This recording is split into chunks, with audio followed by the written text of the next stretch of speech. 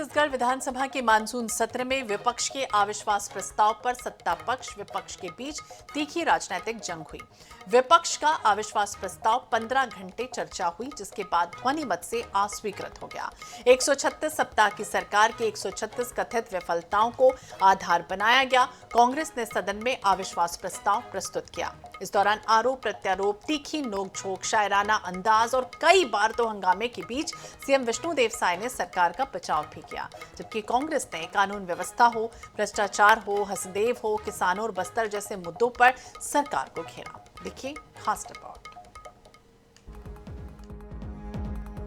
छत्तीसगढ़ विधानसभा के अविश्वास प्रस्ताव पर चर्चा की शुरुआत नेता प्रतिपक्ष चरणदास महंत ने सरकार पर विफलताओं का आरोप लगाते हुए की।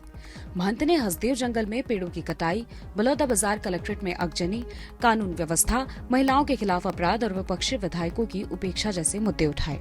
पूर्व मुख्यमंत्री भूपेश बघेल ने डीएपी की कमी, कोरिया मामले की सीबीआई जांच और बलौदाबाजार कांड को लेकर सरकार से सवाल किए। वहीं कांग्रेस विधायक कवासी लखमा ने बस्तर की उपेक्षा का आरोप लगाते हुए कहा, यदि यही स्थिति रही तो अलग बस्तर राज्य की मांग उठ सकती है। तो स्थिति यह है, न मंत्रियों को विश्वास है सरकार पर, प्रशासन पर, न विधायकों का। भारतीय जनता पार्टी कार्यकर्ताओं का था ही नहीं, तो पूरे प्रदेश की जनता का विश्वास है सरकार खो चुकी है। वहीं अविश्वास प्रस्ताव पर सत्ता पक्ष की ओर से मुख्यमंत्री विष्णुदेव साय ने कांग्रेस के आरोपों के जवाब दिए। अपने चिर परिचित अंदाज से अलग मुख्यमंत्री ने सदन में विपक्ष का तीखा हमला भी बोला। प्रभावी ढंग से सरकार की उपलब्धियों को भी प्रस्तुत किया। मुख्यमंत्री ने कहा कि कांग्रेस केवल औपचारिकता निभाने अविश्वास प्रस्ताव लाई है।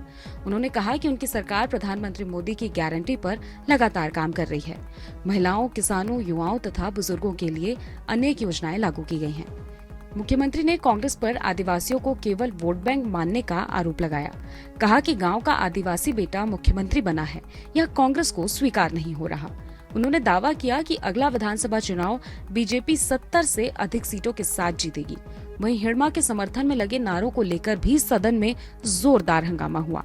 डिप्टी सीएम अरुण साव ने कांग्रेस सरकार को घोटालों और झूठ की सरकार बताया।